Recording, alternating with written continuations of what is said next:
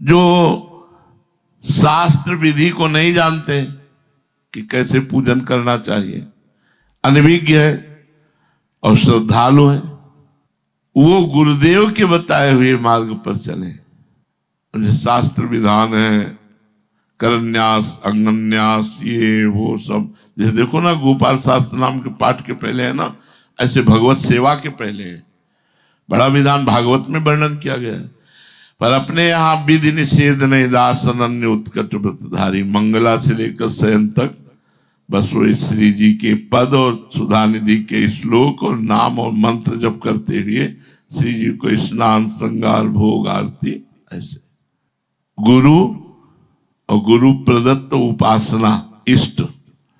अब गुरु मंत्र, आपका मन गुरु मंत्र में नहीं लगता तो गुरु प्रदत्त नाम में अन्य नहीं जप सकते हम। जैसे मन है तो निज मंत्र में लग रहा है और निज मंत्र में ऊब रहा है, कभी कभी उसका स्वभाव होता है और वो भागना चाहता है तो शरणागत मंत्र में लगा दिया। शरणागत मंत्र में भी नहीं लग रहा तो राधा वल्लभ श्री हरिवंश में लगा दिया। इसमें भी नहीं लग रहा तो राधा राधा में लगा दिया। बस इतना ही उसको घेरे में रखना है, क्योंकि गुरु के श्रीमुख से राधा, राधा वल्लभ श्री हरिवंश, शरणागत मंत्र, निज मंत्र वही सिद्ध होगा जो गुरु के मुख से मिला हुआ है। अपने गुरुदेव के द्वारा दिए हुए मंत्र और नाम जप, इससे आपको बहुत जल्दी सिद्धि प्राप्त होगी। एक बार चर्चा कर रहे थे तो ऐसे गुरु प्रदत्त नाम को सबीज नाम कहा गया। वो बहुत जल्दी सिद्ध होता है, जो गुरु जी ने नाम दिया वो जप करने से, नाम मंत्र जो गुरुदेव जो नाम दे, मंत्र दे, उसमें अगर प्रणव ना हो तो कोई आवश्यकता नहीं कि प्रणव लगाने की जरूरत। नाम और मंत्र ये दो अपना जीवन बना लेना चाहिए। चलते फिरते, उठते बैठते नाम जब चल रहा है, मंत्र जब चल रहा है, इसके कुछ नियम बना लेने चाहिए कि इतना नाम जप करना है, इतना गुरु मंत्र जप करना है। बिना नियम के ठीक नहीं रहता। अब जैसे हम पहले नियम से जपते थे, अब एक ही नियम है, अव्यर्थ कालत्वम। 1 मिनट भी हमारा भजन बिना ना जाए। क्रिया क्या हो रही हम इस पर ध्यान नहीं देते, ठाकुर जी जाने। चिंतन क्या हो रहा है इस पर ध्यान देते हैं।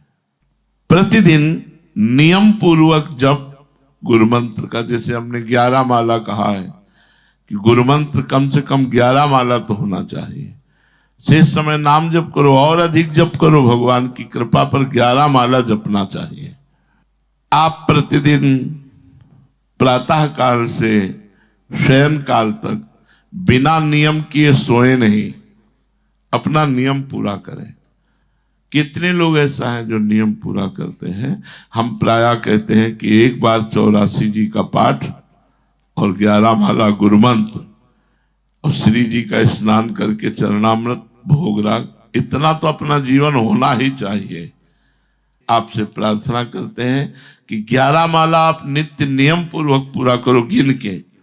सिद्ध मत बनो कि हमारा हर समय चलता है, एक नियम पूरा कर लो। 11 माला गुरु मंत्र, एक पाठ 84 जी का और श्री जी का चरणामृत, चाहे नाम का चरणामृत हो या छवि का कपड़ा से ऐसे छवि पोंछ दी और उसे धो लिया तो चरणामृत ही हो गया। आगे वर्णन करते हैं कि या तो अल्पाहार करो या 15 दिन में उपवास करो। रोज इतना अल्पाहार करो कि आपको लगे ही ना हमने भोजन किया है, बस भूख भर मिट गई। ऐसा बड़ा मुश्किल है जब सामने सुंदर सुंदर भोजन होता है तो ऐसा कर लेना चाहिए कि अमावस्या और पूर्णिमा को श्री जी का किनका पा करके, जैसे एक टुकड़ा रोटी, थोड़ी सब्जी, थोड़ी दाल, ऐसे पा लिया, प्रसाद पा लिया दोनों टाइम, और पूरा दिन उपवास करे, फिर और कुछ न पावे। अमावस्या पूर्णिमा तिथि इसलिए कि अपने को श्री जी का किनका पाके श्री जी का भोग लगाओ जैसे रोज बनाते हो।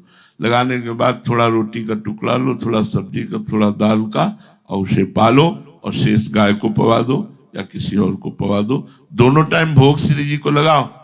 तुम किनका ले लो, अमावस्या पूर्णिमा को पूरा ऐसे रहो। या रोज स्वल्पाहार करो, अल्पाहार करो। भोजन भजन पर बहुत बड़ा प्रभाव डालता है। और दैवी संपदा बनी रहे हर समय, इसलिए स्वाध्याय करो। जैसे चतुरासी जी है तो लीला गायन है, लेकिन हमें सिद्धांत चाहिए तो कुछ सत्संग स्वाध्याय जरूरी है। हम जीवन भर उड़िया बाबा के उपदेश अपने साथ रखे रहे।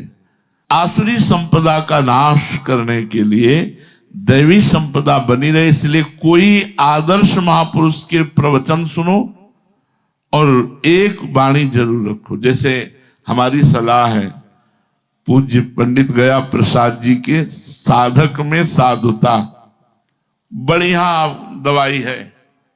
रोज 1-2 पेज पढ़ लो, हमारी बात मान लो। क्योंकि उड़िया बाबा को समझने के लिए थोड़ा विशेष विवेक चाहिए। साधक में साधुता, और दूसरी वाणी बिल्कुल अमृतमयी पूज्य राधा बाबा की आस्तिकता की आधारशिलाएं, ये जरूर रखो, अपनी बैग में जरूर रखो।